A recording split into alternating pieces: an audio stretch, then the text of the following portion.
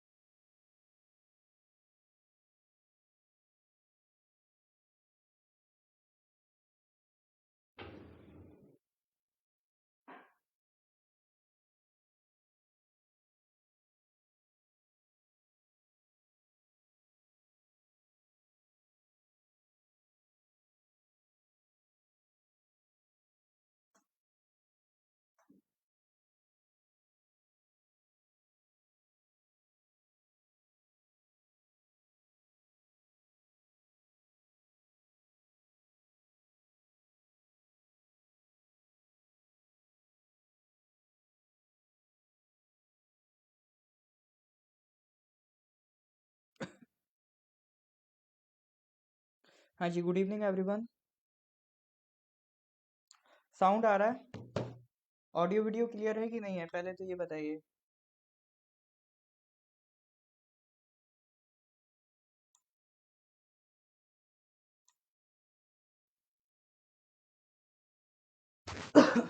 हाँ जी।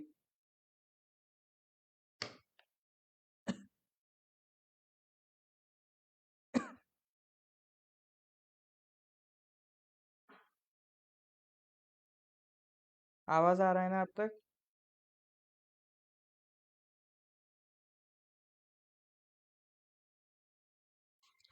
हाँ जी। ऑलराइट।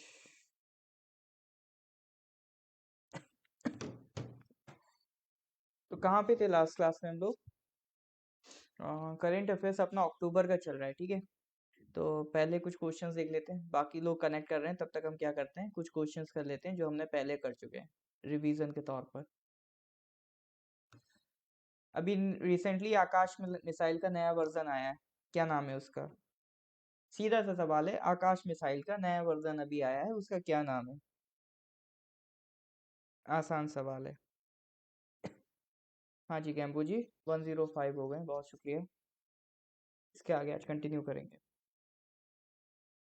देखिए, जितने भी मेरे से पॉसिबल होंगे, जितने मेरे हिसाब से इंपॉर्टेंट क्वेश्चंस बनेंगे आपके लिए हर मंथ में, वो अपन ला के रख देंगे, ठीक है। तो दो फायदे होंगे, एक तो आपका नॉलेज का वाइडनेस बढ़ेगा, प्लस करंट से रिलेटेड जानकारी भी बढ़ेगी। तो यहाँ पे सिर्फ करंट अफेयर्स के नाम पे सिर्फ करंट अफेयर्स नहीं चल रहा है, इससे रिलेटेड जितने भी जीके की फैक्ट्स हैं, स्टैटिक चीजें भी हम कवर करने की कोशिश करते हैं, ठीक है।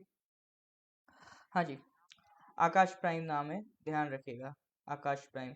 यहाँ से हम लोगों ने कई चीजें पढ़ी थी, आकाश मिसाइल के बारे में पढ़ा था, फिर हमने जो पूरा integrated guided missile development programme है, जिसके तहत आपकी ये पटना, मैंने कहा था याद रखना, पटना, ये 5 मिसाइल्स बन रही हैं, पटना नाम से याद रखना, पृथ्वी, अग्नि, त्रिशूल, नाग, आकाश, ठीक है। ये एक बताया था। अगला क्वेश्चन बताइए, Chinnaur rice of which state has received the GI tag? Chinnaur rice of which state has received the GI tag, इसका क्या आंसर था?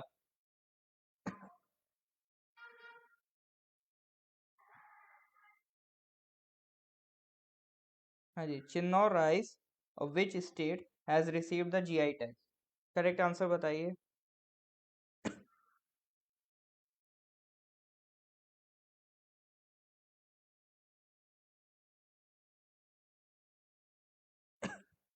हाँ जी, correct answer is Madhya Pradesh. ठीक है, चिन्नौर राइस कहाँ का है? या मध्य प्रदेश का है?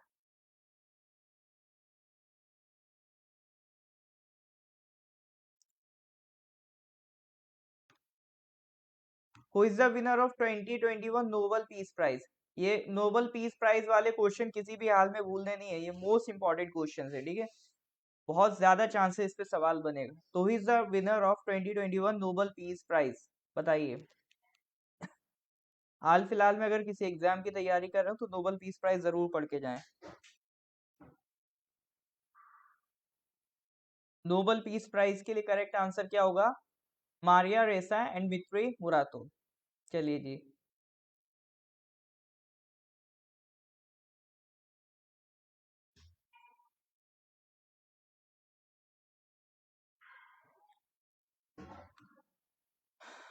नहीं, ये छोड़ो, ये छोड़ो, ये वाला नहीं। इसके बाद आप बताओ। हाँ, ये बुक्स एंड ऑथर का ये question. Who is the author of the book the custodian of trust a banker's memoir? The custodian of trust a banker's memoir, इसका ऑथर कौन है?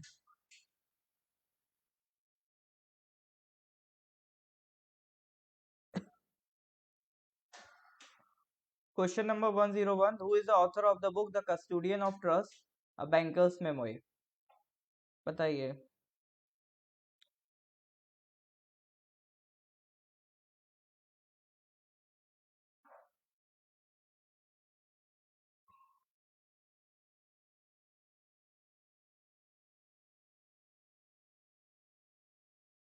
हाँ जी, correct answer is Rajnish Kumar.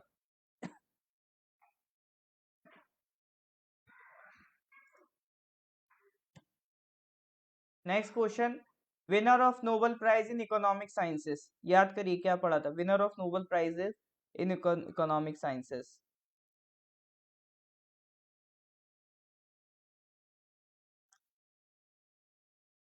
इसका नाम आपको याद होना चाहिए। डेविड तो लगभग हर जगह है। डेविड कार्ड, एंग्रिस्ट और इम्बिन्स। ठीक है, डेविड याद रखिए, एंग्रिस्ट याद रखिए, इम्बिन्स याद रखिए।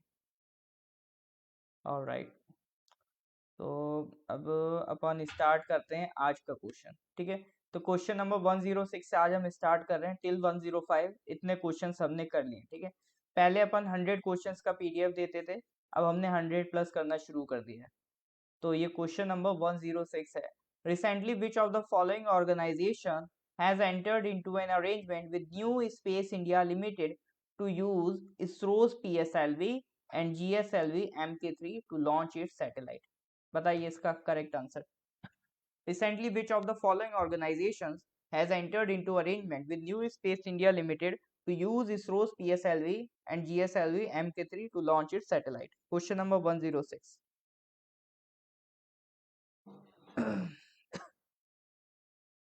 हाँ जी,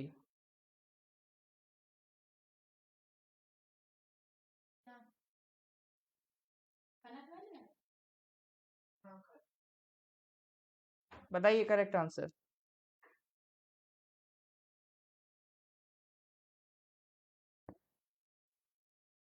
देखिए, इसमें कई सारी चीजें हैं, उनको हमें डिस्कस करना है। जैसे अभी which of the following organisation has entered into an agreement with New Space India Limited. पहले तो हम ये देखेंगे न्यू स्पेस इंडिया लिमिटेड क्या है। New in space India limited NSIL एक पार्ट है, एक सब्सिडरी है किसका? इसरो का। ठीक है, तो इसरो की तरफ से डील कौन करता है? NSIL करता है। तो इसने एक कंपनी के साथ डील करी है और वो कंपनी अपनी सैटेलाइट लॉन्च करवाना चाहती है using the PSLV and GSLV MK3 launchers. ये क्या है? लॉन्चर्स हैं, ये सैटेलाइट लॉन्चर्स हैं इसरो के। अगर किसी सैटेलाइट को लॉन्च करना है तो अभी रिसेंटली जो इसरो में सैटेलाइट लॉन्चर्स यूज होते हैं वो यही हैं, PSLV और GSLV। ठीक है, तो कंपनी का जो नाम है स्पेस एक्स। क्यों लग रहा है आप लोगों को स्पेस एक्स क्यों करवाएगी भाई? अरे स्पेस एक्स के पास तो अपने खुद की इतनी बड़ी संस्था है, उसके पास तो अपने खुद के सैटेलाइट लॉन्चर्स हैं, उनको इसरो की क्या जरूरत पड़ गई? स्पेस एक्स नहीं है। ठीक है, it is one web, it is one web. One web है क्या? एक्चुअली जब मैं अरुणाचल में ही था तभी मैंने ये चीज बताई थी कि वन वेब एक एक सैटेलाइट कॉन्स्टिलेशन बनाने का आइडिया है। इसके बारे में थोड़ा सा डिस्कस कर लेते हैं वन वेब है क्या। उससे पहले आइडिया डिस्कस करते हैं, आइडिया क्या है। देखिए अभी जो आपको इंटरनेट प्रोवाइड किया जाता है वो कहलाता है www, वर्ल्ड वाइड वेब। तो ये जो आप तक पहुंचता है ये कैसे पहुंचता है? जो पूरी दुनिया है ओशियंस के थ्रू वायर से कनेक्टेड है। पूरा इंटरनेट जो आपको वाईफाई पहुंच रहा है वो किसके थ्रू पहुंच रहा है? वायर्स के थ्रू पहुंच रहा है। पूरी दुनिया में बड़ी बड़ी ऑप्टिकल फाइबर केबल्स ओशियंस में पड़ी हुई है और इससे सारे कॉन्टिनेंट्स आपके कनेक्टेड हैं। इसी पूरे जाल को वर्ल्ड वाइड वेब कहते हैं, www। तो ये तो पूरी दुनिया का कंसेप्ट हो गया इंटरनेट प्रोवाइड करने का। यानी हम जो इंटरनेट दे रहे हैं वो कहाँ से निकल रहा है? ग्राउंड से निकल रहा है। आपने कहीं भी देखा होगा, अगर 4G है तो 4G के लिए हमें क्या लगाना पड़ता है? एक टावर लगाना पड़ता है। उस टावर से सिग्नल मिलेगा तब जाके आपको एक इंटरनेट कनेक्शन मिलेगा। अब टावर से दिक्कत क्या है? जैसे पहाड़ी इलाके में आप चले गए, ठीक है, या घने जंगल वाले इलाके में चले गए, बहुत कोई रिमोट एरिया में चले गए, खास तौर से आप लोग बहुत अच्छे से समझ सकते हैं हिली एरिया में ये प्रॉब्लम होती है कि पहाड़ी इलाके में आप टावर्स वगैरह ज्यादा नहीं लगा सकते, तो वहां पर इंटरनेट कनेक्शन की दिक्कत शुरू हो जाती है। आप किसी डेजर्ट वाले एरिया में चले जाएं या कोई बहुत दूर दराज के इलाके में चले जाएं, किसी हिली एरिया में चले जाएं, तो यहाँ पर इंटरनेट कनेक्शन की बहुत बड़ी प्रॉब्लम है। तो इसी कनेक्शन को रिजॉल्व करने के लिए एक नया तरीका निकाला गया।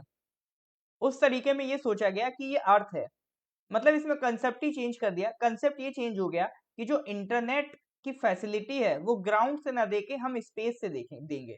तो इसमें ये सोचा गया कि इंटरनेट ये आपका स्पेस, ये अर्थ है, ये अर्थ पे आप हैं, ठीक है, और ये आपके अराउंड एटमॉस्फेयर है। तो प्लान ये क्या गया कि पूरी अर्थ को हम डिफरेंट डिफरेंट सैटेलाइट से कवर कर लेंगे। सैटेलाइट्स का एक पूरा ग्रुप बना लेंगे और वो कहलाएगा सैटेलाइट कॉन्स्टिलेशन, ठीक है। तो पूरी अर्थ को डिफरेंट डिफरेंट सैटेलाइट से कनेक्ट कर देंगे और जो भी आपको सिग्नल्स होगा, जो भी इंटरनेट ट्रांसमिट होगा, वो इस सैटेलाइट के ही थ्रू मिलेगा, ठीक है। इस सैटेलाइट के थ्रू आप पूरा इंटरनेट कनेक्ट कर पाएंगे। तो इसी को सैटेलाइट कॉन्स्टिलेशन कहते हैं। तो इसी कंसेप्ट पे आपका अमेजोन काम कर रहा है ना, टेस्ला काम कर रही है और वन वेब काम कर रही है। इससे फायदा क्या होगा? कोई हिली एरिया है, कोई डेजर्ट एरिया है, कोई बहुत दूर दराज का एरिया है, तो वहां पर भी एक हाई स्पीड इंटरनेट आप प्रोवाइड कर पाएंगे। बात क्लियर हो रही है कि नहीं हो रही है? एक हाई स्पीड इंटरनेट प्रोवाइड करने का एक बहुत अच्छा तरीका है ये सैटेलाइट कॉन्स्टिलेशन। इस पे कई कंपनीज काम कर रही हैं और हम जिस कंपनी की काम की बात कर रहे हैं वो है वनवेब। अब मेन चीज क्या है? सैटेलाइट आपको यहाँ स्पेस में भेजनी पड़ेगी। अब सैटेलाइट बनाना अलग चीज है, सैटेलाइट भेजना अलग चीज है। सैटेलाइट हर कोई तो लॉन्च नहीं कर सकता। इसरो के पास कैपेबिलिटी है। तो एक कंपनी है वनवेब, उसने एग्रीमेंट किया है इसरो के साथ ये सैटेलाइट लॉन्च करने का, ठीक है। यहां तक बात आ गई? यस और नो? यहां तक क्लियर है? All right. अभी वनवेब है किसकी कंपनी? वनवेब दो लोगों से मिलके बना, एक यूके की कंपनी है प्लस इसमें इंडिया की तरफ से भारती एयरटेल, ठीक है। इसको कहां से सपोर्ट मिल रहा है? एयरटेल से सपोर्ट मिल रहा है। तो वन वेब बोले तो ये किसकी कंपनी है? एयरटेल की कंपनी है। तो एयरटेल प्लस एक यूके की कंपनी दोनों ने मिलकर एक प्रोजेक्ट बनाया, उसी को कह रहे हैं वन वेब।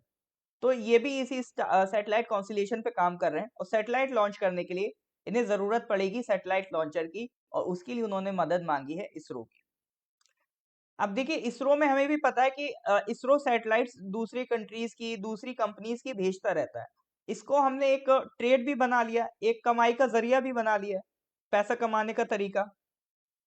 तो ये सोचा गया कि ये पैसा कमाने के चक्कर में इसरो पे इम्पैक्ट कम पड़े, तो एक पूरा हमने डिपार्टमेंट ही अलग कर दिया था, ठीक है।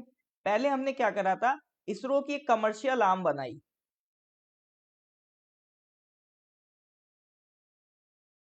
उसको नाम दिया अंतरिक्ष। अंतरिक्ष का काम ये था कि इसरो की तरफ से जो भी पैसे की लेन देन वाली बात है वो कौन करेगा? अंतरिक्ष करेगा। मतलब ये बन गई थी कमर्शियल आर्म इसरो की। फिर इसको फर्दर डिवाइड करा गया।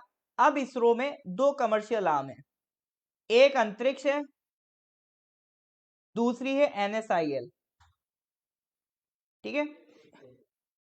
एक अंतरिक्ष है, दूसरी एनएसआईएल। अंतरिक्ष किससे डील करती है? अभी हम बताएंगे।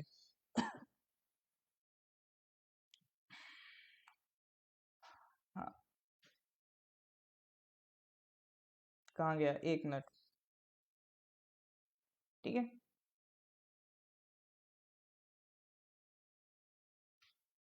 तो जितने भी फॉरेन कस्टमर्स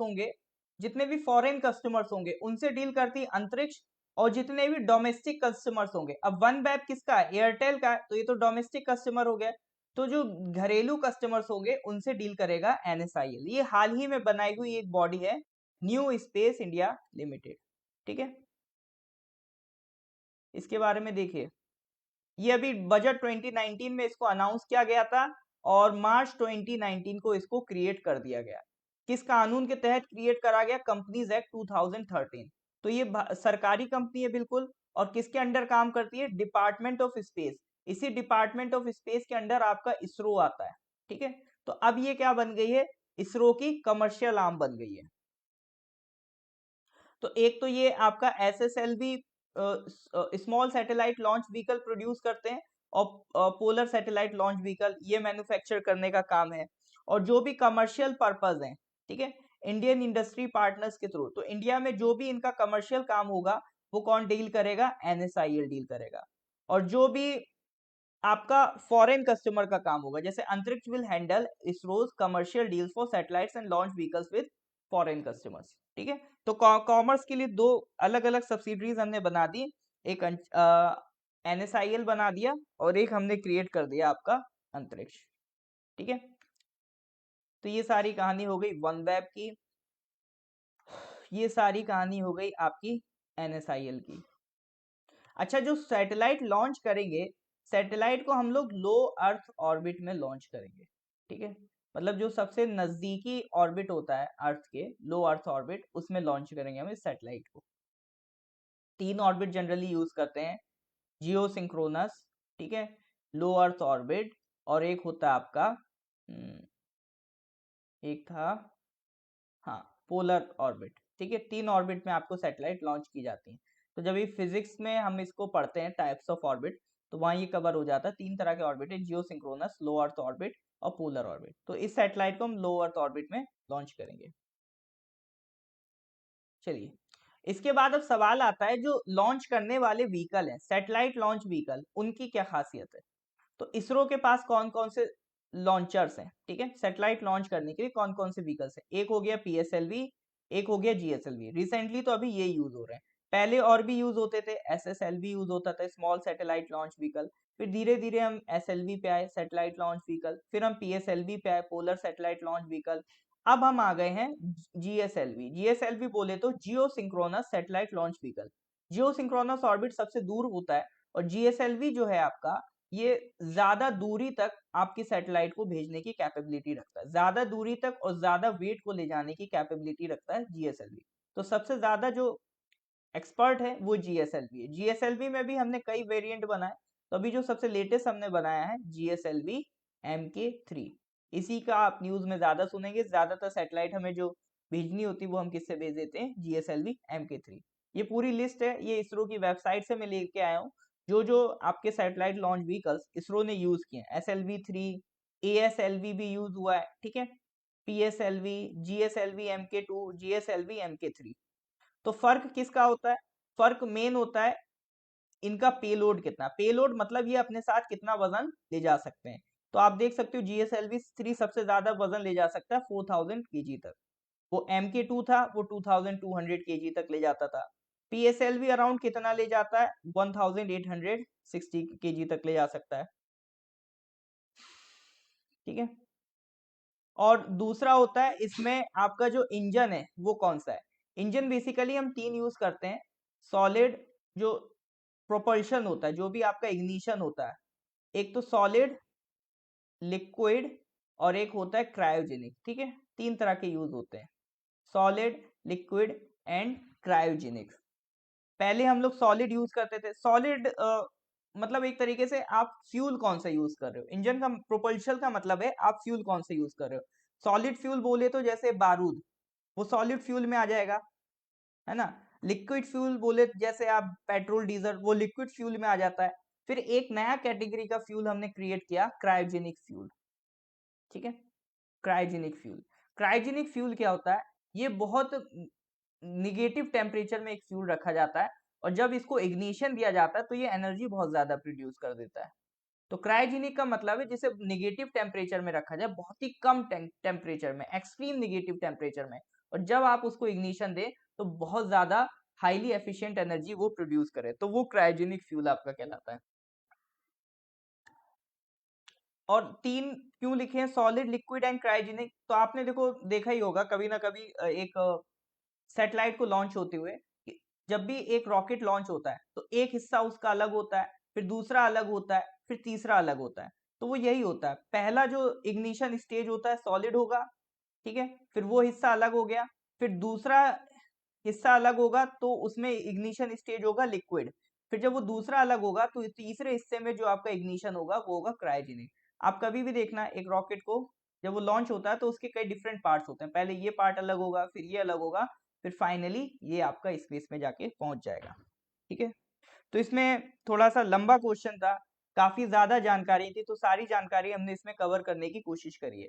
बहुत सारी चीजें आपकी देखो, हमने एक बार रैप अप करें इस क्वेश्चन में, तो हमने क्या क्या पढ़ा?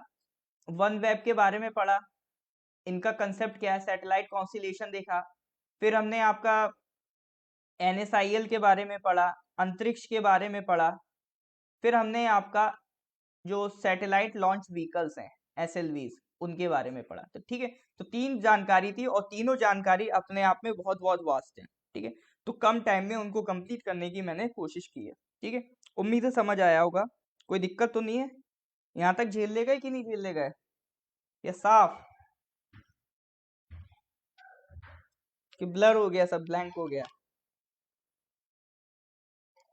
क्लियर है कि साफ है?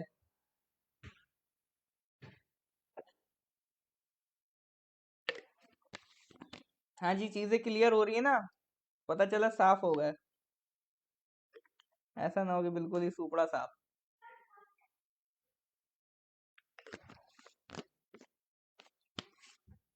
कई लोगों को ज्यादा पढ़ा दो तो डिमोटिवेट होकर पढ़ाई छोड़ देते हैं।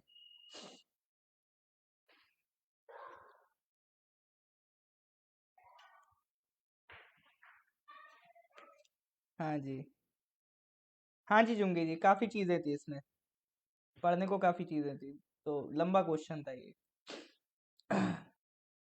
मीट कह रहे हैं साफ हो गया। ठीक है जी, चलिए चलिए, इसको एक बार रिवाइज कर लेना आप। PDF तो आपको जब मिलेगी तो आज ही इसकी PDF भेज दूंगा, तो PDF से एक बार इसको रिवाइज कर लेना। ठीक है, तीन स्लाइड्स हैं, एक तो ये भारतीय ग्रुप वाली बातों को रिलेटेड एक स्लाइड है, एक NSIL की स्लाइड है, एक इसरो लॉन्च व्हीकल्स के सेट स्लाइड है, और एक इनकी इमेजेस है। तो इसको एक बार आप स्टडी कर लेना और क्लियर हो जाएगा। ठीक है, PDF भेज दूंगा। हाँ, चलिए जी, नेक्स्ट क्वेश्चन पे आते हैं।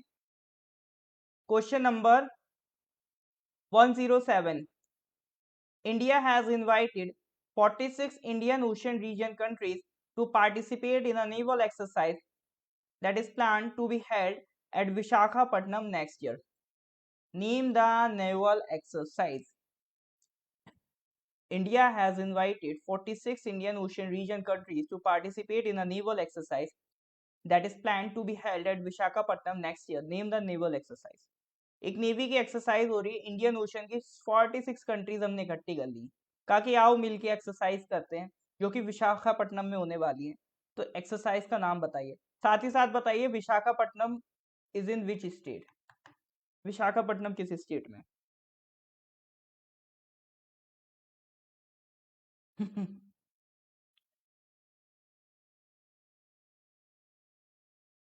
चलिए करेक्ट आंसर बताइए।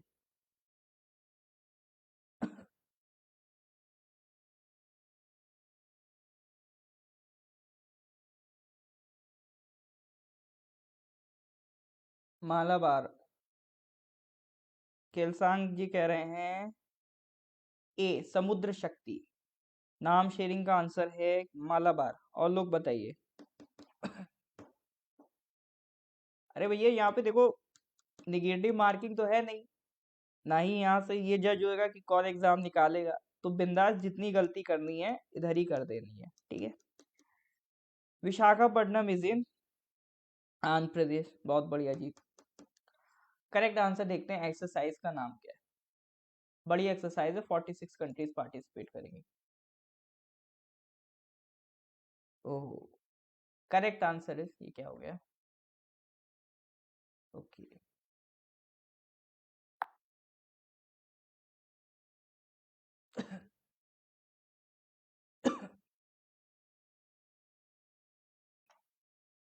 हाँ, करेक्ट आंसर इसका क्या है।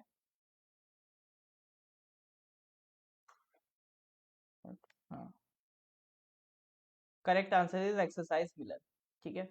तो इंडिया होस्ट करने वाला है सबसे बड़ी लार्जेस्ट नेवल एक्सरसाइज, एक्सरसाइज मिलन। नेक्स्ट ईयर ऑर्गेनाइज होगी, जिसमें 46 कंट्रीज पार्टिसिपेट करेंगी। अब देखो नेक्स्ट ईयर जब ये एक्सरसाइज होगी तब ये फिर न्यूज में आएगा, तब रिवाइज कर देना कौन सी एक्सरसाइज है, एक्सरसाइज मिलन। इसमें आपको क्वाड कंट्रीज की भी पार्टिसिपेशन देखने को मिलेगी। यूएस को भी इनवाइट करा है पहली बार। ये पहली बार नहीं हो रही वैसे, एक्सरसाइज 1995 में स्टार्ट हुई थी। और बाई एनुअली होती है। बाई एनुअली, ये वर्ड पकड़ लीजिए, बाई एनुअली का मतलब होता है साल में 2 बार। एक होता है ना एनुअली, उसी से बना ये बाई एनुअली। बाई एनुअली मतलब साल में 2 बार होती है। और जो इंडियन ओशन के रीजन में कई सारी कंट्रीज हैं, तो उनमें से 46 कंट्रीज उठा लो आप, तो उनको हमने इनवाइट किया कि आओ भाई मिलके इंडियन ओशन में एक्सरसाइज करते हैं और इंडियन ओशन को प्रोटेक्ट करते हैं। देखिए इंडिया का सीधा सा कंसेप्ट है, राज करो और करने दो। आप भी रूल करो, ग्रो करो और हमें भी करने दो। ऐसा नहीं कि सिर्फ हमें ग्रो करना है। इसीलिए हम एक कंसेप्ट लेके आए थे, सागर, ठीक है। ये इंडियन गवर्नमेंट का एक इनिशिएटिव है, सागर। सागर मतलब सागर माला प्रोजेक्ट भी हमारे चल रहे हैं, जिसके तहत हम डिफरेंट पोर्ट्स को डेवलप कर रहे हैं ताकि हमारा जो ओशियन है, ओशियन को हम और सिक्योर कर पाए। तो security and growth for all in the region, ठीक है। सागर की फुल फॉर्म क्या बताई थी, security and growth for all in the region. तो अपना तो सीधा सा कंसेप्ट है, आप भी रूल करो हमें भी करने दो। तो जितने भी इंडियन ओशियन के लिटोरल स्टेट्स हैं सबको इनवाइट किया गया, साउथ ईस्ट एशिया के कंट्रीज को इनवाइट किया गया। तो कुल मिला के सीधा सीधा ये मैसेज देता है चाइना को, ठीक है। तो अब देखो इंडिया की प्रेजेंस इंडियन ओशियन में बहुत इंपॉर्टेंस रखती है। तो इंडियन ओशियन में कई सारी कंट्रीज आपका इन्वॉल्व हो जाती है। फॉर एग्जांपल ईरान है, यूएई है, ओमान है, सेशल्स है, मॉरिशियस है, मेडागास्कर है, रियूनियन आइलैंड है फ्रांस का, ये याद रखना इंपॉर्टेंट है, पूछ लेता है रियूनियन आइलैंड किसको बिलोंग करता है, फ्रांस को बिलोंग करता है।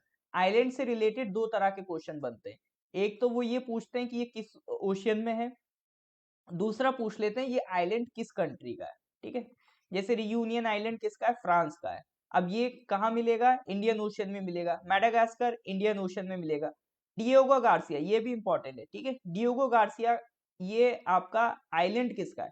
देखो इस पे लोगों को कंफ्यूजन होती है, क्यों, क्योंकि ये आइलैंड को ओन तो आपका यूके करता है, ब्रिटेन का आइलैंड है, लेकिन इस पे मिलिट्री बेस किसका बना है, यूएस का।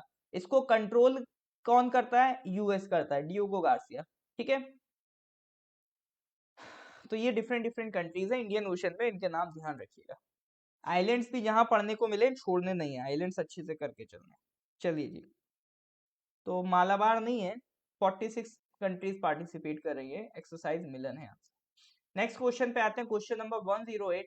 Recently release IndRA and IndiCA are the two DNA chips for which of the following crops. अभी रिसेंटली दो क्रॉप्स के लिए डीएनए चिप्स तैयार की गई हैं, इंदिरा और इंडिका, तो वो कौन कौन सी हैं। क्वेश्चन नंबर 108, करेक्ट आंसर बताइए।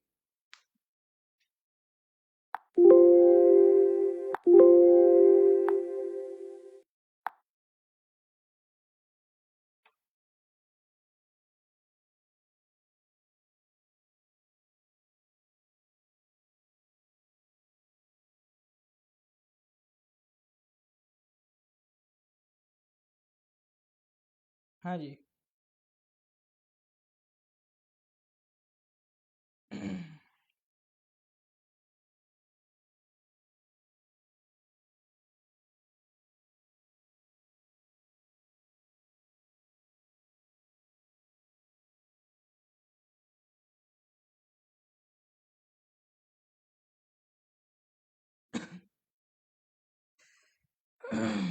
करेक्ट आंसर बताइए।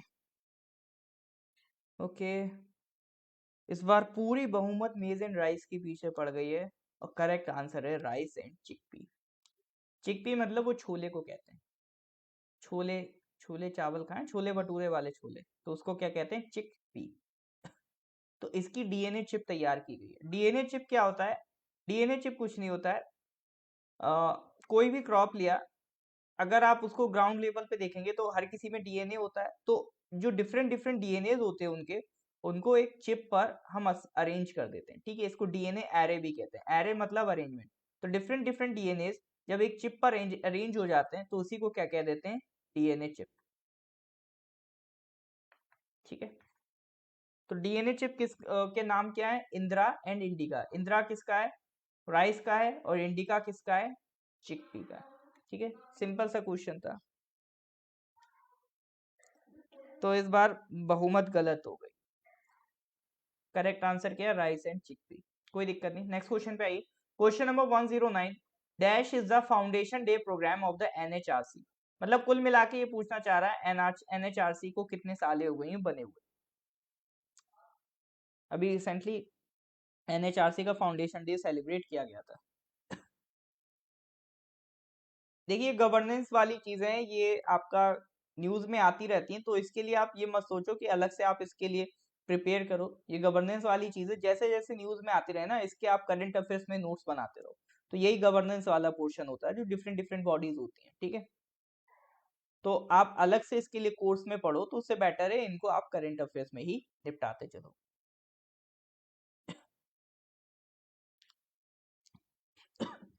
हाँ जी, एनएचआरसी के ऊपर पूछ रहा है, तो एनएचआरसी का ये कौन सा फाउंडेशन डे था?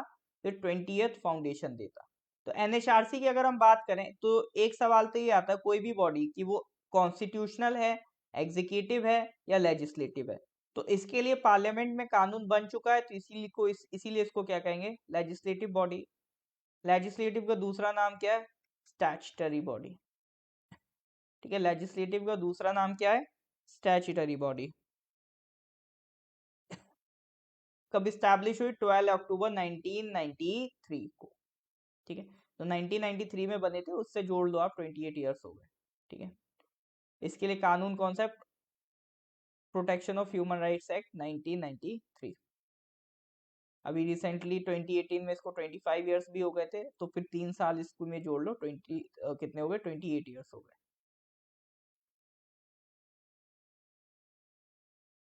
ऑलराइट, इनमें पेरिस प्रिंसिपल ऐसे क्वेश्चन बन सकते हैं। पेरिस प्रिंसिपल्स किससे रिलेटेड है? तो ये ह्यूमन राइट से रिलेटेड है। ठीक है, पेरिस प्रिंसिपल्स किससे रिलेटेड है? ह्यूमन राइट से रिलेटेड है। ठीक है, देखिए यही होता है devil lies in the details. अब यही छोटे छोटे क्वेश्चंस बन जाते हैं, फिर हमसे बनते नहीं एग्जाम में, फिर हमें लगता है पेपर क्या हो गया? टफ हो गया। लेकिन अगर किसी भी टॉपिक को आप थोड़ा सा डिटेल में पढ़ लेंगे, थोड़ा सा उसके बारे में एक्स्ट्रा पढ़ लेंगे, तो ये सारी चीजें आपकी ऑटोमेटिकली कवर हो जाती हैं। अब आप खुद इमेजिन करिए, अगर आप कितने मन से करंट अफेयर्स का क्लास कर रहे हैं, ठीक है, तो अपने आप में आप खुद इमेजिन करिए अपना डिफरेंस पता करने के लिए कि करंट अफेयर्स क्लास करने से पहले आपका मतलब कितना, मतलब नॉलेज लेवल था, अब कितना है। तो करंट अफेयर्स अपने आप में बहुत चीजें हमें सिखा के चला जाता है, और यही मैं सबको बताना चाहता हूँ, यही मैं बार बार कहता हूँ। करंट अफेयर्स अपने आप में कई चीजें आपको सिखा के जाएगा। सिर्फ ऐसा नहीं है कि डेट्स या कुछ इवेंट्स बता के चला जाएगा, हमें कंसेप्ट भी सीखने को मिलते हैं करंट अफेयर्स पढ़ते पढ़ते। ठीक है, तो करंट अफेयर्स सबसे इंपॉर्टेंट है, इसको बिल्कुल नहीं छोड़ना है। नेक्स्ट क्वेश्चन पे आते हैं, क्वेश्चन नंबर 110, द एक्सरसाइज युद्ध अभ्यास 2021 joint military exercise, the largest running joint military training and defence operation Endeavour between India and which of the following countries. तो युद्ध अभ्यास किस किस के बीच होता है? इंडिया और किस कंट्री के बीच होता है? बताइए जी। युद्ध अभ्यास इंडिया और किस और कंट्री के बीच होता है? जल्दी बताइए।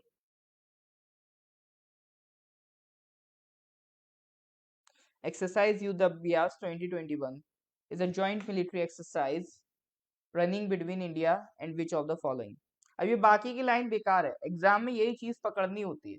एग्जाम में आपको मेन पॉइंट देखना, क्या देखना? एक्सरसाइज युद्ध अभ्यास 2021 joint military exercise India and which of the following country, मतलब इंडिया और किस और कंट्री के बीच होता है। आसान सा सवाल था, यूएसए के बीच होता है, इंडिया और यूएसए। ये अब आपको थोड़ा आइडिया लग रहा है ना वैरायटी का, कि कौन सा मिलिट्री एक्सरसाइज का क्वेश्चन है, कौन सा साइंस टेक का क्वेश्चन है, कौन सा बायो का क्वेश्चन है, तो वो डिफरेंस आपको समझ में आना चाहिए। इस पे आ जाइए, इंटरनेशनल एनर्जी एजेंसी की बात कर रहा है। अभी रिसेंटली इस ऑर्गेनाइजेशन ने एक कंट्री को इनवाइट करा है to become its full time member. किसको इनवाइट करा है? हाँ जी, बताइए। International energy agency has invited which of the following countries to become its full time member? Correct answer बताइए।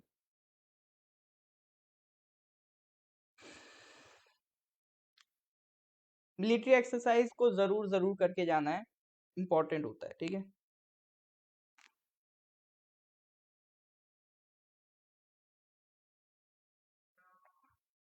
वैसे ये क्वेश्चन दमदार नहीं था, लेकिन इसके बहाने मुझे थोड़ा सा इंटरनल एनर्जी एजेंसी के बारे में बात करनी थी, ठीक है। इसके बारे में थोड़ा सा अवेयर कराना था आपको, ताकि आप एक बॉडी को समझ जाएं, जान जाएं कौन सी बॉडी है।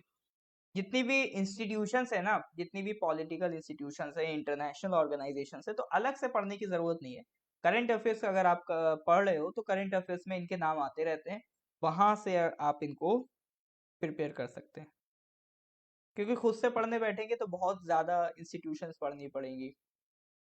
करंट अफेयर्स पढ़ने से फ़ायदा क्या होता है, क्योंकि एग्जामिनर जनरली उसी इंस्टीट्यूशन के बारे में पूछता है जो रिसेंट में न्यूज़ में रहती है, तो डायरेक्ट न्यूज़ वाली पढ़ लो आप, तो उसकी प्रोबेबिलिटी ज़्यादा हो जाएगी सही करने की। हाँ जी, इसका करेक्ट आंसर बताइए। Question number 111। Wow, what a number. 111, international energy agency has invited which of the following countries to become its full time member? जल्दी बताइए।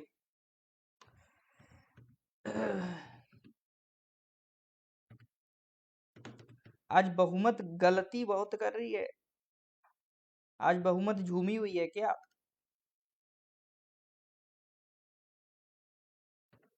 ये लो भाई, सबको मलेशिया लग रहा है। मलेशिया क्यों लग रहा है? ऑलराइट, हाँ जी। अरे, कुछ कुछ अच्छा काम हमारे साथ भी हो जाता है, ठीक है। ऐसा नहीं है कि मतलब बाहर की कंट्रीज को पावर दो सारी। मतलब लॉजिक क्या लोग लगाते हैं ना, कि इंटरनेशनल एनर्जी एजेंसी, तो यूएसए यूके ये तो पार्ट होंगे ही होंगे, हर जगह रहते हैं। अब इंडिया को तो बुलाएंगे नहीं, मलेशिया कोई बुला लिया होगा, तो ये लॉजिक लगाते हैं। और इस बार लॉजिक गलत हो गया, करेक्ट आंसर इज इंडिया, ठीक है। इंडिया को बुलाया। इंटरनेशनल एनर्जी एजेंसी 1974 में बनती है, कहाँ हेडक्वार्टर है? फ्रांस में।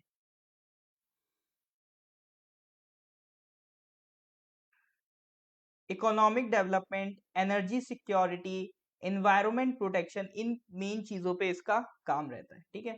इसको 3 E's भी कहते हैं, ठीक है। 3 E's कौन से हो गए आपके? Economy, energy, environment. अब देखो, यही आपका जीके का क्वेश्चन बन जाएगा। अब हो सकता है एग्जामिनर ये नहीं पूछे कि किस कंट्री को इनवाइट किया गया, या चलो इंटरनेशनल एनर्जी एजेंसी के बारे में बताओ। क्वेश्चन डायरेक्ट बन के ये आ जाएगा, what do you mean by recently international organisations use N acronym EEE? Question ऐसे बन के आएगा, international organisations and conventions use N acronym EEE, what do you mean by EEE? एक ऑप्शन में होगा एक्सप्लॉइटेशन, एक्सपेडिशन, एक्सपेंशन। ई से कुछ भी रैंडम वो बनाते रहेंगे, बट आपको पता होगा करेक्ट क्या है, इकोनॉमी, एनर्जी और इन्वायरमेंट। तो दुनिया की तरक्की के लिए हमें तीन ही चीजों पे ध्यान देना है, इकोनॉमी, एनर्जी और इन्वायरमेंट। ये एक और क्वेश्चन आपका रेडी हो गया, ठीक है। तो गब जी कोई दिक्कत नहीं, नेट स्लो है, बस आपको स्लो नहीं होना है, ठीक है। तो हम एसोसिएट मेंबर तो 2017 में बन गए थे, लेकिन अब उन्होंने हमसे कहा है हाथ मिलाओ और हमारे मेंबर बन जाओ इंटरनेशनल एनर्जी एजेंसी के। लेकिन हमारे लिए उसका मेंबर बनना इतना आसान नहीं है। आसान क्यों नहीं है? रीजन देखो भाई, सिंपल सा है। जैसे एक बार मैं इस चीज को डिस्कस कर चुका हूं। आपको, आप लोगों में से कितने लोगों को पता है कि हर कंट्री अपने कुछ स्ट्रेटेजिक ऑयल रिजर्व्स बना के रखती है? जैसे पद्दूर नाम की जगह है कुछ कर्नाटका में, केरला में। तो इंडिया के कुछ स्ट्रेटेजिक ऑयल रिजर्व्स हैं डिफरेंट डिफरेंट सिटीज में, डिफरेंट डिफरेंट लोकेशंस में, हर कंट्री के होते हैं। तो ये स्ट्रेटेजिक ऑयल रिजर्व्स के नाम के बारे में कितने लोगों ने सुना है? कितने लोग जानते हैं स्ट्रेटेजिक ऑयल रिजर्व्स? तो हर कंट्री अपने कुछ ऑयल रिजर्व्स मेंटेन करती है। क्या करते हैं, जैसे होता क्या है ना, हमें पता है कि मान लो हमारा सारा ऑयल है, पूरी कंट्री किस पे चल रही है? ऑयल पे चल रही है, डीजल पेट्रोल पे चल रही है। अगर कंट्री में ऑयल खत्म हो गया, डीजल पेट्रोल खत्म हो गया, तो सारा धंधा रुक जाएगा, काम ही नहीं हो पाएगा। तो इसीलिए मान लो हमारा जो जितना भी मेजॉरिटी ऑफ ऑयल है कहाँ से आता है? वेस्ट एशिया से आता है। अब वेस्ट एशिया में क्या होता है, स्टेबिलिटी कम रहती है। कभी किसी की लड़ाई किसी से चल रही, कभी किसी की लड़ाई किसी से चल रही। तो एक खतरा बना रहता है कि मान लो किसी दिन वेस्ट एशिया का माहौल खराब हो गया।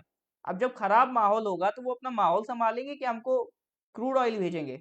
तो ऑयल की समस्या पैदा हो सकती है।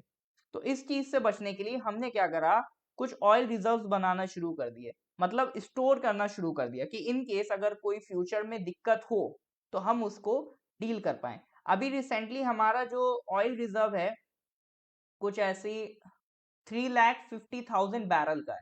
ठीक है, बैरल यूनिट होती है ऑयल की, 3,50,000 यूनिट बैरल यूनिट है। मतलब कुल मिला के इतना ऑयल रिजर्व है कि 8 से 9 दिन चल जाएगा, 8 to 9 डेज ये रिजर्व ऑयल चल सकता है। ठीक है, इतना हमारे पास 8 to 9 डेज के मुकाबले। अब लेकिन इस ऑर्गेनाइजेशन का ये आपका इंटरनेशनल एनर्जी एजेंसी का मेंबर बनने के लिए जरूरी है कि आपके पास एटलीस्ट शायद 2 या 2 to 3 मंथ्स का ऑयल रिजर्व होना चाहिए। ठीक है, हमारे पास कितने टाइम का है? 8 to 9 डेज का है। जैसे चाइना है, चाइना के पास 3 महीने का ऑयल रिजर्व है। तो इतना तो आपके पास होना चाहिए। तो इसलिए हम इसके इतनी आसानी से मेंबर नहीं बन सकते। हालांकि अब इनवाइट तो किया है। इंटरनेशनल एनर्जी एजेंसी से क्या याद रखना है? हेडक्वार्टर याद रखना है, ईईई याद रखना है, और एक क्या याद रखना है? World energy outlook report. ये क्वेश्चन बहुत इंपॉर्टेंट, बहुत इंपॉर्टेंट। ये कौन रिलीज करता है? वर्ल्ड एनर्जी आउटलुक रिपोर्ट आपका इंटरनेशनल एनर्जी एजेंसी, यही बॉडी रिलीज करती है। ठीक है, रिपोर्ट का नाम याद रखना। 3 चीजें ध्यान देनी है, हेडक्वार्टर ध्यान देना है, ईईई वाला मॉडल याद देना है, इकोनॉमी एनर्जी इन्वायरमेंट, और तीसरा वर्ल्ड एनर्जी आउटलुक रिपोर्ट। कौन रिलीज करता है? आईईए एनुअली रिलीज करता है। ठीक है कि नहीं है? यस और नो? क्लियर है कि नहीं है? बहे जा रहे हैं, बहे जा रहे हैं।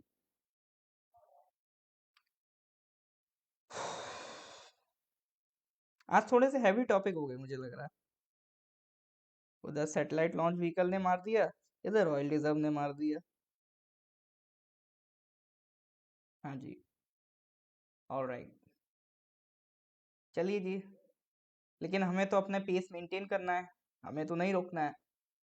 क्वेश्चंस भले ही कम हो, लेकिन हर एक क्वेश्चन ने, आप खुद इमेजिन करो, 3-3 4-4 क्वेश्चन तो ये अपने आप में खुद ही हैं। ठीक है, चलिए जी नेक्स्ट क्वेश्चन पे आते हैं। Question number 112, which of the following states has become the first state to release its own wild life action plan 2021 to 30? आसान सा सवाल है, छोटा सा सवाल है, इसमें कुछ भी नहीं, जल्दी से बताइए, खत्म करें। Which of the following states has become the first state to release its own wildlife action plan 2021 to 30?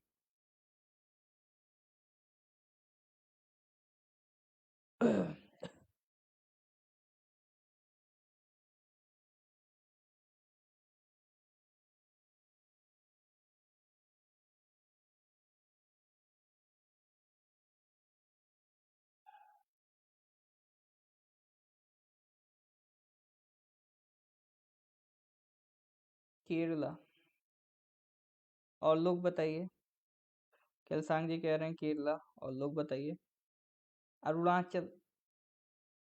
अपना स्टेट लग जाए तो और लगा दो, अपने स्टेट पे तुक्का लगा दो।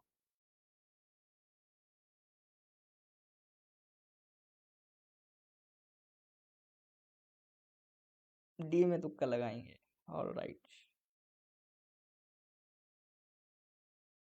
डी में तुक्का क्यों?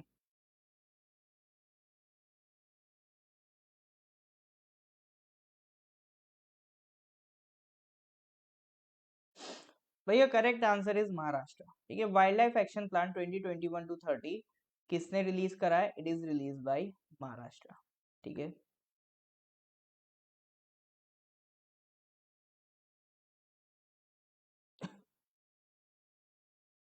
नेक्स्ट क्वेश्चन पे आते हैं। Question number 113। Recently government has set target to increase the number of Pradhan Mantri Bharatiya Jan Aushadhi केंद्र टू डैश बाय 2024। अभी हमने टारगेट बनाया कि प्रधानमंत्री जन औषधि केंद्र बढ़ाने हैं। तो कितने उसको बढ़ाने हैं, ये क्वेश्चन है। कितना केंद्र बढ़ाना चाहिए? जल्दी से आंसर दीजिए। Question number 113। प्रधानमंत्री जन औषधि केंद्र किस नंबर तक बढ़ाने बाय 2024? गवर्नमेंट ने टारगेट सेट किया है। तो मैं ही बता देता हूँ। ये करेक्ट आंसर इज इसका 10,000। ठीक है, कितना करना है? 10,000 करना है। अभी जन औषधि केंद्र होते क्या है? एक्चुअली सरकार की एक योजना है, एक स्कीम है, प्रधानमंत्री भारतीय जन औषधि परियोजना। प्रधानमंत्री प्राइम मिनिस्टर, भारतीय इंडियन, जन औषधि मतलब एक जेनरिक मेडिसिन की बात हो रही है। जन औषधि मतलब एक पब्लिक मेडिसिन, एक जनरल आदमी के लिए दवा, जेनरिक मेडिसिन की बात हो रही है। परियोजना मतलब स्कीम। तो general medicine, generic medicine deliver करने की एक स्कीम है प्रधानमंत्री भारतीय जन औषधि परियोजना। इसी के तहत हम क्या डेवलप कर रहे हैं? जन औषधि केंद्र मतलब जेनरिक मेडिसिन सेंटर्स। मतलब ये ऐसे सेंटर्स होंगे, जन औषधि केंद्र, जहां पर आपको जेनरिक मेडिसिन अवेलेबल हो जाएगी। जेनरिक मेडिसिन क्या होती है? देखिए, जेनरिक मेडिसिन इज लाइक, जैसे कोई कंपनी थी, उसने टच स्क्रीन बनाना शुरू किया। जैसे मान लीजिए एप्पल ने शुरू किया, या मान लीजिए कोई भी कंपनी थी, उसने टच स्क्रीन बनाना शुरू किया। अब उसको देखा देखी उसी टेक्नोलॉजी को बाकी लोगों ने कॉपी कर लिया, और उसी टेक्नोलॉजी को यूज करके बाकी लोग भी टच स्क्रीन फोन बनाने लगे। तो जो छोटी कंपनियां बनाएंगी वो सस्ते में बनाएंगी, तो अब आपको सेम टच स्क्रीन वाली चीज क्या मिल गई? सस्ते में अवेलेबल हो गई। अब जिस कंपनी ने बनाया वो तो अपना फोन महंगा बेचेगी। तो ये सेम कंसेप्ट आपका लगता है, यही सेम कंसेप्ट आके आपका लगता है मेडिसिन में। जैसे कोई कंपनी है, क्या होता है, ये लोग मेडिसिन बनाते हैं। जैसे किसी ने, कोई बड़ी कंपनी है, उसने कैंसर की दवा क्रिएट की। अब जो भी दवा क्रिएट की उसका एक फॉर्मूला होगा। तो ये लोग फॉर्मूला नहीं बेचते हैं, क्योंकि फॉर्मूला बेच देंगे हर कोई बना लेगा, तो जिस कंपनी ने ये बनाया है उसकी कमाई कैसे होगी? तो ये लोग क्या करते हैं, अपना फॉर्मूला नहीं बेचते हैं, इसको पेटेंट करा लेते हैं, और वो किसी को बेचते नहीं है। तो उससे ये अपने मन माने रेट पे उस दवा को बेचते रहते हैं। बट हर किसी पेटेंट की एक लिमिट होती है।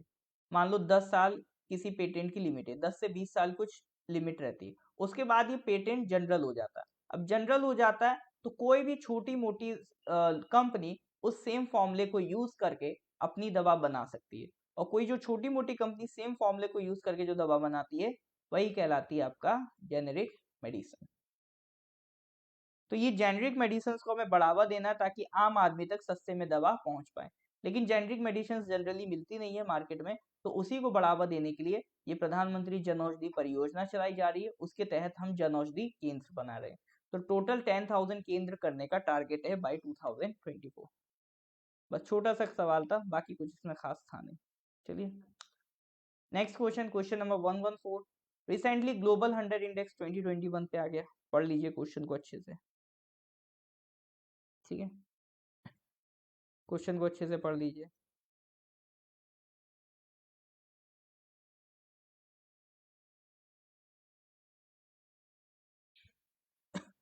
Recently, Global Hunger Index 2021, which is prepared jointly by an Irish aid agency called Concern Worldwide and a German organization called Well Hunger Life Health, was released. अभी आपको पता है ग्लोबल हंगर इंडेक्स की report आई थी, काफी हंगामा हुआ था, हमारी रैंक काफी पीछे चली गई इसमें। तो उसी पे सवाल है। तो सवाल यही है कि इंडिया की पोजीशन क्या है out of A total of 116 countries. ये फैक्चुअल क्वेश्चन है। ठीक है, ये जितने भी रैंकिंग वाले क्वेश्चंस होते हैं ना, ये बहुत मुश्किल से याद होते हैं। तो इनकी एक अलग से लिस्ट बना के रखना, एक अलग से आप पेजेस लेके रख लेना। ठीक है, नोट्स वगैरह यूज करिए, पेजेस में बनाइए। उससे क्या होता है, आपको करंट अफेयर्स खास तौर से पेजेस में लिखने से क्या होता है, उसमें आप एक्स्ट्रा चीजें भी ऐड कर पाएंगे। तो रैंकिंग वाली चीज के लिए एक अलग से पेज ले लेना आप, तो जितनी भी रैंकिंग्स हो उनको एक अलग पेज में आप लिखते रहेंगे। तो कभी मन हुआ तो सारी रैंकिंग एक साथ रिवाइज कर दी। इसी तरह से जितने भी स्पोर्ट्स वाली न्यूज है उसको एक अलग सेक्शन बना लीजिए, उसमें लिखते रहिए। ठीक है, इस तरह से करेंगे तो आपको ये चीजें जल्दी याद होंगी। चलिए जी, इंडिया की रैंक क्या है? तो बहुत बुरी रैंक है। कितनी है? 101। 116 कंट्रीज में हमारी रैंक 101 है। काफ़ी बुरी परफॉर्मेंस हमारी चल रही है, बट जैसे भी है 2006 से स्टार्ट हो रहा है। ठीक है, अब इसमें हम किन किन चीज़ों पे बात करते हैं? 4 इंडिकेटर्स हैं: under nourishment, child wasting, child stunting, child mortality. 4 चीज़ें होती हैं, 4 चीज़ें नापते हैं: under nourishment, child wasting, child stunting and child mortality. Under nourishment क्या होता है? मतलब कितनी पॉपुलेशन हमारी ऐसी है, देश की कितनी पॉपुलेशन ऐसी है जो सफिशिएंट कैलोरी भी नहीं ले पाती है। मतलब जैसे मान लीजिए कि फिक्स है कि 400 कैलोरी हर एक पर्सन को दिन में लेना चाहिए, हाइपोथेटिकली मान लीजिए। अगर आपको इतनी कैलोरी दिन में नहीं मिल रही है तो आप किस कैटेगरी में आ जाएंगे? अंडर नरिशमेंट कैटेगरी में आ जाएंगे।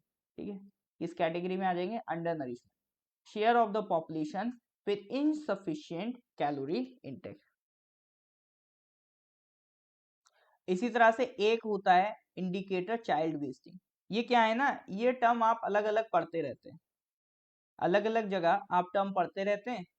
न्यूज में पढ़ा चाइल्ड वेस्टिंग, स्टंटिंग, समझ में नहीं आया, छोड़ दिया, खत्म खेल। समझना है चीजों को। तो वेस्टिंग का मतलब क्या है? बच्चा बर्बाद हो गया? नहीं जी, बच्चा बर्बाद नहीं हुआ। कहने का मतलब है जैसे अगर 5 साल का बच्चा है, ठीक है, 5 साल तक के बच्चे हैं, 5 साल तक के बच्चों की बात हो रही, चाइल्ड मतलब यहाँ 5 साल तक के बच्चों की बात हो रही है। तो तीनों में जो चाइल्ड बोल रहे हैं ना, वो 5 साल तक के बच्चों की बात हो रही है। अब क्या होता है, कुछ बच्चों की हाइट ज्यादा होती है, वजन कम होता है। तो हम खुद कह देते भाई हाइट तो तुम्हारी खूब है लेकिन वजन कम है, तो इस हिसाब से वजन तुम्हारे पास होना चाहिए। इसका मतलब तुम किस कैटेगरी में आओगे? मतलब वीक बच्चे की कैटेगरी में आएगा वो। अगर किसी बच्चे की हाइट कम है और वजन कम है तो चल जाएगा, लेकिन किसी बच्चे की हाइट ज्यादा है बट फिर भी वजन कम है, तो इसका मतलब बच्चा किस कैटेगरी में है? वीक कैटेगरी में। तो यही चाइल्ड वेस्टिंग होती है, मतलब उसकी हाइट के हिसाब से उसका वजन कितना है, लो वेट फॉर देयर हाइट। ठीक है, वेस्टिंग में हम क्या देखते हैं? हाइट देखते हैं। हाइट के हिसाब से क्या देखते हैं? वेट देखते हैं। अगर हाइट के हिसाब से वेट कम निकल के आ गया तो इसका मतलब बच्चा व्यर्थ हो रहा है, बर्बाद हो रहा है। ठीक है, चाइल्ड वेस्ट हो गया। अरे, क्लियर है? तो अगर हाइट के हिसाब से बच्चे का वजन कम हो रहा है तो वो कहलाता है चाइल्ड वेस्टिंग। इसी तरह से स्टंटिंग में क्या होता है? अगर एज के हिसाब से हाइट कम है, जैसे हम मानते हैं ना कि एक एवरेज हाइट मान लो 5 इंच, कितना, 5 फुट 6 इंच होती है। तो मान लो अगर किसी की हाइट कम है, किसी की 2 फुट हाइट है, तो ऑब्वियसली आप कहोगे ना कि कम है। तो एज के हिसाब से, ठीक है, 5 साल तक के बच्चों में एज के हिसाब से जिनकी हाइट कम होती है, तो वो क्या कहलाता है? वो कहलाता है चाइल्ड स्टंटिंग। मतलब अगर आप हाइट के हिसाब से वेट देखो तो वेस्टिंग, एज के हिसाब से हाइट देखो स्टंटिंग। ठीक है, तो ये दो चीजें, मतलब पैरामीटर क्या यूज कर रहे हैं? हाइट। जब हाइट पैरामीटर है तो वेट नाप रहे हैं, और जब एज पैरामीटर है तो हाइट नाप रहे हैं। ठीक है, तो ये वेस्टिंग स्टंटिंग देखते हैं। फिर देखते हैं चाइल्ड मोर्टेलिटी। मोर्टेलिटी मतलब अंडर द एज ऑफ 5 कितने बच्चों की डेथ हो गई साल भर में, अंडर द एज ऑफ 5 कितने बच्चों की डेथ हो गई, वो कहलाता है चाइल्ड मोर्टेलिटी। तो ये 4 फैक्टर्स देखे जाते हैं, उसके बाद हम डेटा क्रिएट करते हैं। तो ये कुछ रैंकिंग निकल के आई है। इंडिया की रैंकिंग का अगर आप पैटर्न देखें तो 2016 में हम यहाँ थे, फिर हम 20, फिर हमारी रैंक इम्प्रूव हुई। ठीक है, मतलब इम्प्रूव होने का मतलब हमारी, सॉरी, मतलब रैंक इम्प्रूव नहीं हुई, रैंक हमारी घटी, परफॉर्मेंस भी घटी। देखो कहाँ 97 से हम कहाँ आ गए, ये कुछ इधर 1303 की तरफ आए। फिर थोड़ा सा इम्प्रूवमेंट दिखा 2019 में, 2020 में इम्प्रूवमेंट दिखा। फिर एक पैंडेमिक ने फिर बेड़ा गर्क कर दिया, फिर वापस से किधर आ गए? 101 पे आ गए। ठीक है, तो अभी हमारे हालात ठीक नहीं चल रहे हैं। तो जहां भी कोई भूखा प्यासा आदमी दिखे तो खिला पिला दिया करिए, सोचना कि हंगर इंडेक्स में हमने थोड़ा सा कंट्रीब्यूट कर दिया। क्लियर है? चलिए, अगर क्लियर है तो अगले क्वेश्चन पे आते हैं। Question number 115, which of the following states has set up India's first wild life DNA testing lab? इसका आंसर दीजिए। विच of the following states has set up India's first wild life DNA testing lab? Correct answer बताइए।